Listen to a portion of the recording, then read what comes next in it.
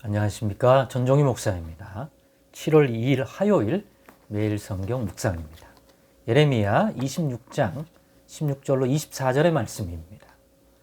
고관들과 모든 백성이 제사장들과 선지자들에게 이르되 이 사람이 우리 하나님 여호와의 이름으로 우리에게 말하였으니 죽일 만한 이유가 없느니라. 그러자 그 지방의 장로 중 몇 사람이 일어나 백성이 온 회중에게 말하여 이르기를 유다의 왕 히스기야 시대에 모레셋 사람 미가가 유다의 모든 백성에게 예언하여 이르되 만군의 여호와께서 이와 같이 말씀하셨느니라.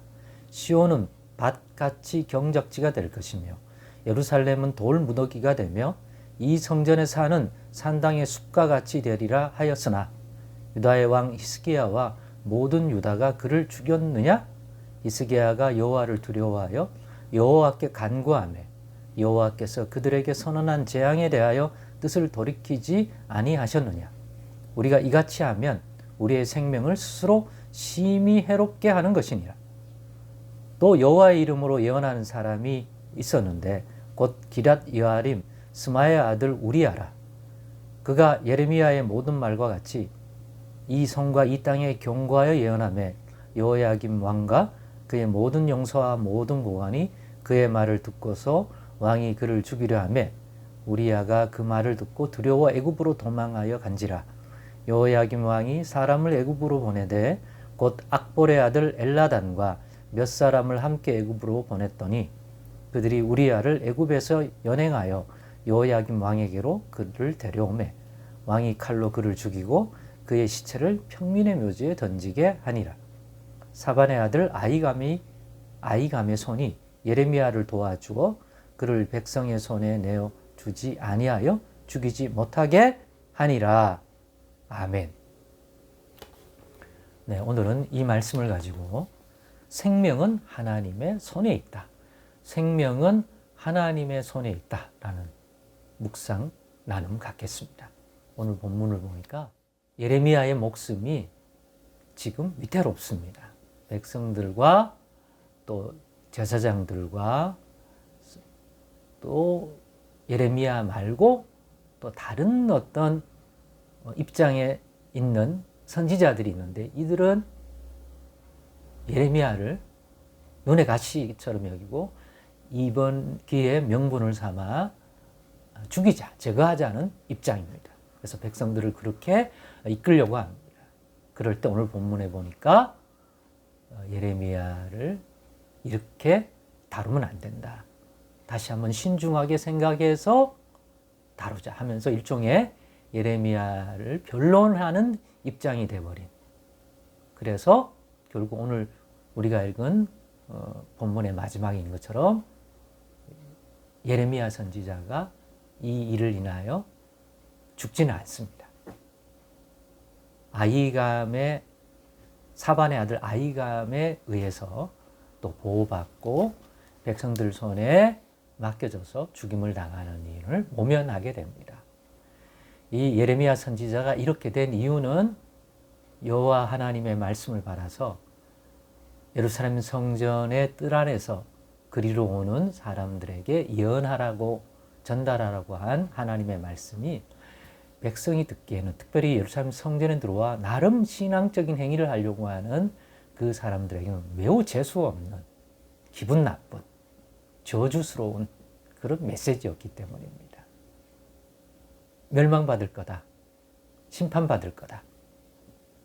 우리가 월요일 날 살폈던 그 메시지의 내용입니다. 그렇기 때문에 제사장과 또 다른 선지자들에 의해서 그 선지자들은 예레미야와 같은 메시지를 전하지 않았기 때문에 그들은 잘 될 거다. 하나님이 은혜 베푸실 거다. 이런 덕스럽고 육신의 귀에 듣기에 무조건 좋은 메시지를 전했기 때문에 좋아했는데 아니 예레미야라고 하는 선지자는 왜 어디서 들었다고 그런 말을 전하느냐고. 저런 사람들은 저런 예언자는 없는 만 못하다. 있는 만 못하다. 이렇게 되어져서 제거하려고 그랬던 거예요. 그런데 거기서 어떤 사람들이 오늘 본문에 보면 어떤 지방의 장로 중 몇 사람이 나와서 이러면 안 된다. 신중해야 된다. 왜냐? 우리에게는 이와 유사한 예가 있지 않느냐 하면서 든 예가 뭐냐 하면 히스기야 왕 때 사역했던 미가 선지자 얘기를 들어요. 미가 선지자도 너희가 오늘날 들은 것 같은 이런 유의 내용의 하나님의 예언의 말씀을 전했다. 그 당시 히스기야 왕도 듣고 백성이 다 들었다. 그러나 히스기야 왕은 어떻게 했냐? 여호와 이름으로 전하니까 그 말을 두려워해서 경외심을 가지고 대하지 않았느냐? 미가 선지자를 잡아다 죽였냐? 기분 나쁜 소리 한다고. 오히려 그 예언에 담겨진 그런 하나님의 저주 재앙에서 히스기야 왕이 겸비한 마음으로 나갈 때 그 뜻을 돌이키지 않았느냐 하나님께서. 그런데 지금 우리가 하려고 하는 이 예레미야 선지자를 만약 그냥 우리 듣기에 불편하다고 지금 하려는 그런 것처럼 제거한다면 그것은 우리의 생명을 스스로 위험하게 만드는 하나님의 진노 아래 두게 되는 자초하는 행위가 될 것이다. 그러니까 주의하자 하는 의견을 냅니다. 이게 대세는 아닙니다. 근데 마침 그 순간에 이러한 예를 한번 생각해 보라. 그러면요. 지금은 요야김 왕의 시대단 말이에요. 예레미야가 사역하던 지금 이 메시지를 증가할 때는. 그런데 또 하나의 예를 등장시킵니다. 바로 지금 시대인 요야김 왕 때에도 예레미야 선지자와 같은 또 미가 선지자와 같은 메시지를 이미 전하였던 예가 있다. 그때 요야김 왕은 어떻게 했는가? 백성들은 히스기야 왕처럼 했는가? 정반대다. 잡아 죽이려고 하니까 두려운 나머지 우리야라고 하는 이 선지자가 도망을 간다. 애국까지. 그까지 쫓아가서 잡아와서 왕이 자신의 칼로 죽인 거 아니냐. 이런 걸 보면 어떻습니까? 지금 예레미야는 히스기야 왕과 같은 그러한 왕의 시대가 아니라 요야김 왕의 시대가 있습니다. 그러면 히스기야 왕에게서 기대할 수 있는 그런 기대보다는 현실적으로 요야김 왕이 실제로 예레미야의 예언의 말과 같은 말을 먼저 전했던 우리야라고 하는 예언자 선지자에게 행한 것 같은 그러한 처분을 내릴 가능성이 훨씬 크지 않습니까? 그런데 어떻게 됐습니까? 사반의 아들 아히감에 의해서 보호받게 되는, 그래서 이 위기에서는 목숨을 건지는 그러한 장면을 봅니다. 그렇습니다. 히스기야 왕 때 미가 선지자는 어떻게 해서 생명이 보호를 받았습니까? 여호야김 왕 때는 왜 우리야 선지자는 죽어야 합니까? 그 이유가 어디에 있습니까? 좋은 왕이다? 나쁜 왕이다? 그러면 히스기야 왕은 좋은 왕이니까 그렇게 됐다. 여호야김 왕은 나쁜 왕이다. 그러면 예레미야는 살 수가 없겠죠. 그런데 보니까 우리야 선지자는 죽었지만 같은 메시지를 지금 전했던 예레미야는 보호를 받습니다. 누구의 손에 의해서요? 사반의 아들 아히감. 그러면 아히감 때문일까요? 하나님이 아히감을 통하여 예레미야 선지자의 생명을 보호한 거죠. 이유가 뭘까요? 예레미야는 아직 해야 할 일들이 많이 남아 있습니다.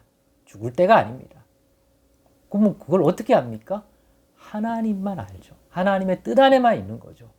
어쨌든지 간에 예레미야는 아직도 쓰임받아야 하기 때문에 지금 부르시지 않는 것 같습니다. 무슨 말씀을 드리고 싶습니까? 사람의 생명은 환경도 있고 다 있지만 근본은 하나님께 속해 있다. 생명은 하나님의 손에 있다. 히스기야 왕 시대에는 이런 예언을 해도 살아남은 미가 선지자가 있지만 요야김 왕 시대에는 똑같은 메시지를 예언자가 전했지만 우리야 선지자는 죽었다. 그런데 이 여호야김 시대의 예레미야가 똑같은 메시지를 또 전한다? 여호야김 왕 시대에 예레미야는 살아남을 수 있습니까? 지금 그 상황인데 살아남더라는 거죠. 이걸 보면서 같은 환경이지만 또 하나님의 뜻이 있으면 또 살기도 하고 죽기도 하는데 이런 걸 보니까 생명은 하나님의 손에 있다. 다시 한번 확인하게 됩니다. 그러니까 두려워할 줄도 알고, 안일해지지 말고, 내가 위기를 만났다고 해서 내가 여기서 끝날 거라고 생각하지 마십시오. 하나님 무슨 이유가 있고 뜻이 있고 우리를 쓰시기를 원한다면 어떤 상황 속에서도 다시 일으키시며 또 피할 길을 내시며 그 길을 지켜주실 거라고 믿습니다. 생명은 하나님께 속했습니다. 하나님도 의지하고 경외하는 마음 우리 잃지 않고 또 7월을 살아가도록 하십시다. 하나님 감사합니다. 생명이 주께 있음을 늘 잊지 않는 저희들 되게 하옵소서. 예수님의 이름으로 기도드리옵나이다. 아멘.